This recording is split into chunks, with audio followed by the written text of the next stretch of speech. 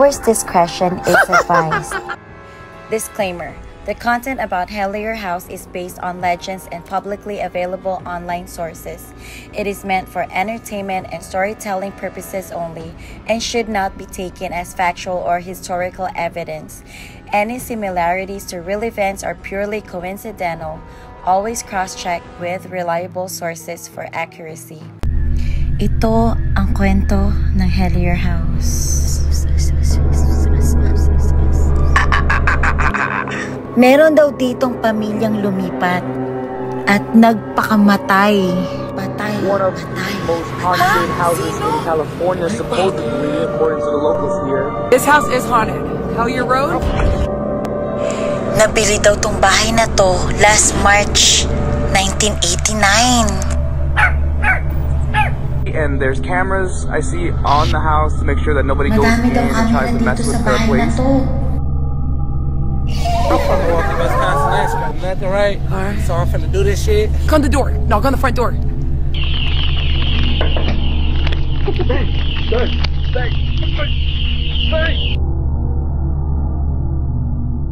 Since '89, nobody lives here? Oh, since after the death, the guy moved out and then nobody lives there. Because legend is that a girl was pregnant. She hung herself because her parents would disown her. Nakita niyo ba yung mga bato?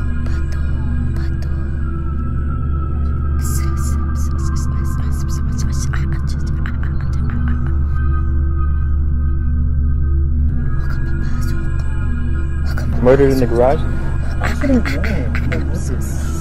Suicide? Killed himself. Killed himself. Hey, what's wrong with the garage? Oh. And the lady. Oh. The wife.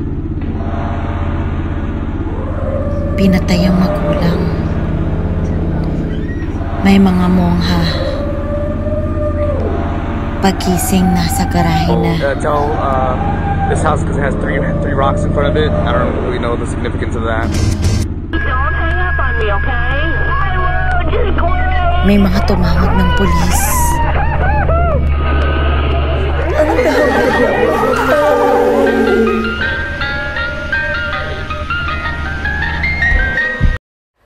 Ito ang Hellier House. Sinasabi nga ng mga tao na nakatira dito na maraming kababalaghan dito sa bahay na to. Sabi din ng mga tao dito, 3 babae ang natagpuang nakabitin sa garahe nito. At mula noon, nagkaroon na ng sunod-sunod na kababalaghan. Mga hikbi sa gabi, gumagalaw na anino, at malamig na presensya. Totoo nga kaya ang mga kwento? Samahan niyo ako sa panibagong kwento. Kung ikaw ang tatanungin, papasok ka ba sa loob ng Hellier House?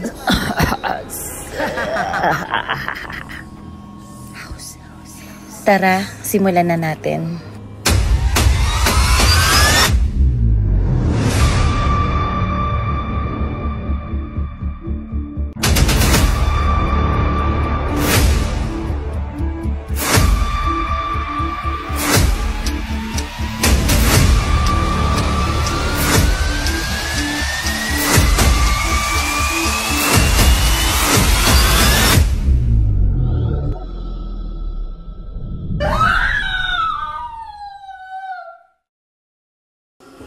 Narinig ko ang usap-usapan tungkol dito sa bahay na to.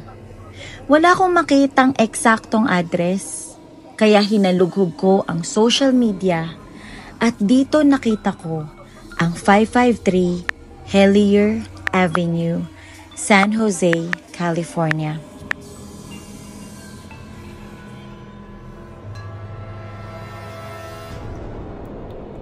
At dito nalaman ko nga na 15 minutes away lang sa bahay namin. At kung mapapansin nyo, ang bahay na to ay corner lot. Ang sabi nila, marami daw naaaksidente dito.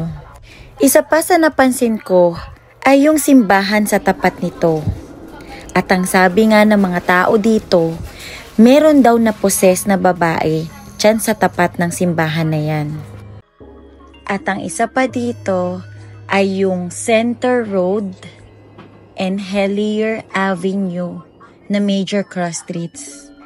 Ang sabi ng mga tao dito, ito daw ay center of hell. Chinek ko din online kung sino mga nakabili nito. At ang nakakagulat, ito ay off-market o hindi na pinagbibenta. Isa pa sa napansin ko ay itong kotse na white Toyota Prius. So nagtanong-tanong ako kung may tao ba talaga dito sa bahay na to. At ayon sa mga kapitbahay, nakalagay lang ang kotse na to pero walang nakatira dito. At kung mapapansin din natin, nabenta na to noong March 1989. Mapapansin din sa description na meron siyang 3 kwarto at 2 banyo na ang laki niya ay 1,645 square feet. At sa ngayon, ang value nitong bahay na to ay $1.2 million. Hindi ako mapakali dahil itong bahay na to, wala akong makitang ibang picture kundi yung mismong bahay lang. Wala siyang picture sa loob, wala siyang picture ng mga kahit likod, gilid, banyo, kwarto, garahe. Yung kitchen, wala din. Lahat ng picture sa online, kung makikita nyo, yung harap lang ng bahay na yun. So, out of curiosity, titignan natin kung ano nga ba ang kwento dito sa Hellier House.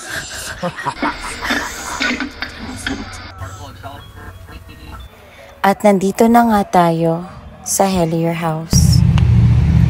Ayan. Dito ka, mother. Dito ka, mother. Ang unang kwento ng bahay na to ay may isa daw na pamilya na lumipat dito.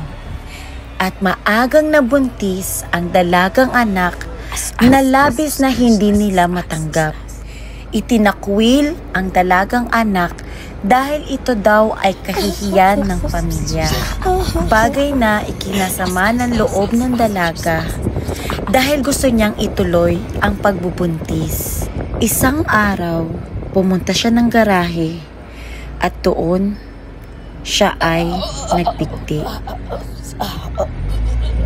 Ang pangalawang storya ng bahay na to ay may mag-ina na nag-away.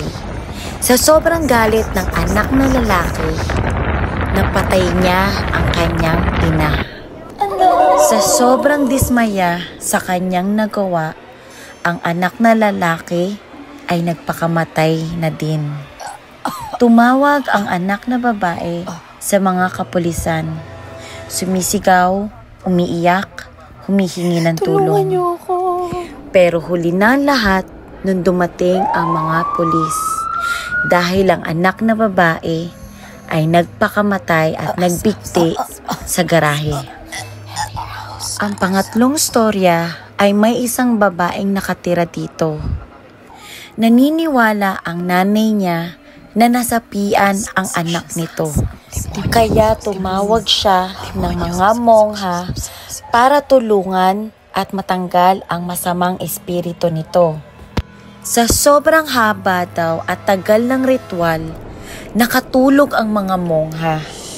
Pero pagising nila, napansin nila na nasa garahe na sila. At doon nila nalaman na ang babaeng tinutulungan nila ay nakabigti na. Yan ang bulong-bulungan sa Hellier House. At ito naman ang take-on ko sa misteryosong bahay na to.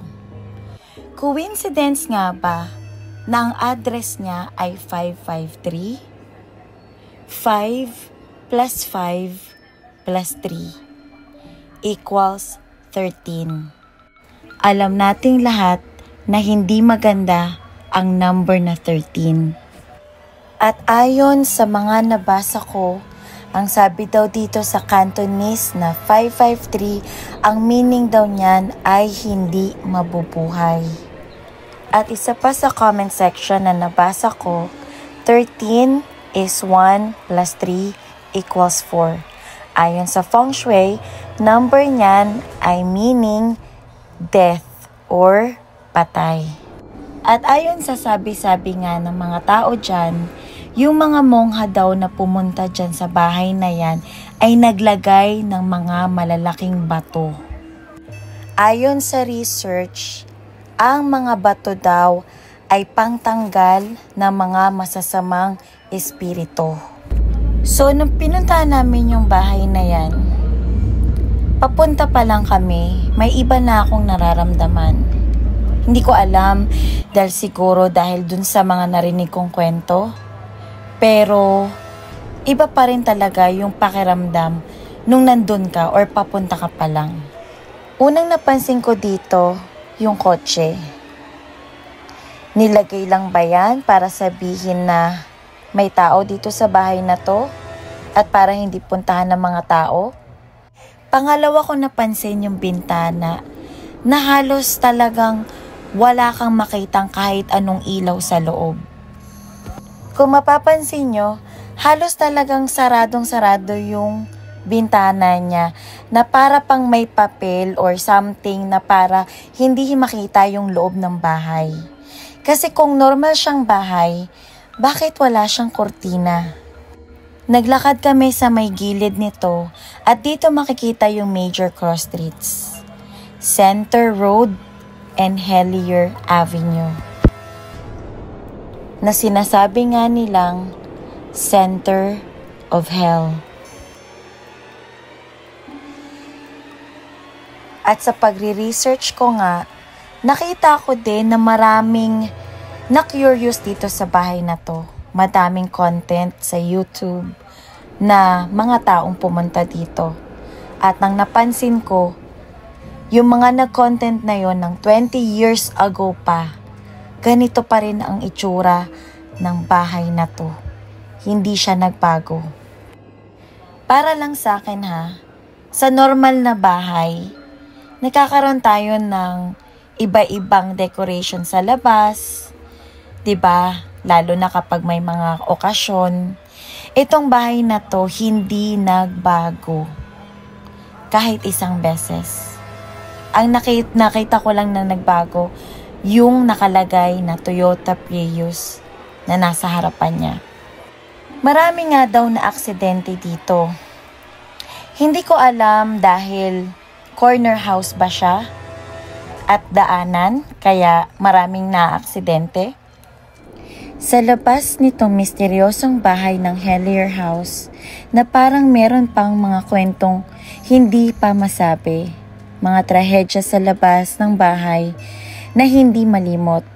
At dahil dito, may iisang tanong ang lahat. Totoo nga ba ang mga kwento dito o isa lang gawa-gawa?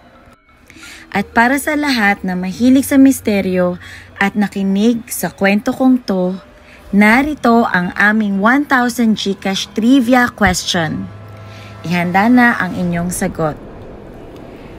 Sa kwento ng Helier House, ano ang bagay na ginamit ng mga mongha para mawala ang masasamang espiritu sa bahay na to?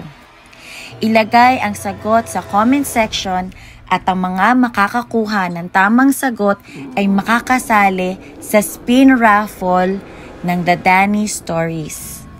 Huwag kalimutang mag-subscribe, like and share para ma-notify kung ikaw ang mapipiling manalo. Good luck at aabangan namin ang sagot nyo. Thank you for watching!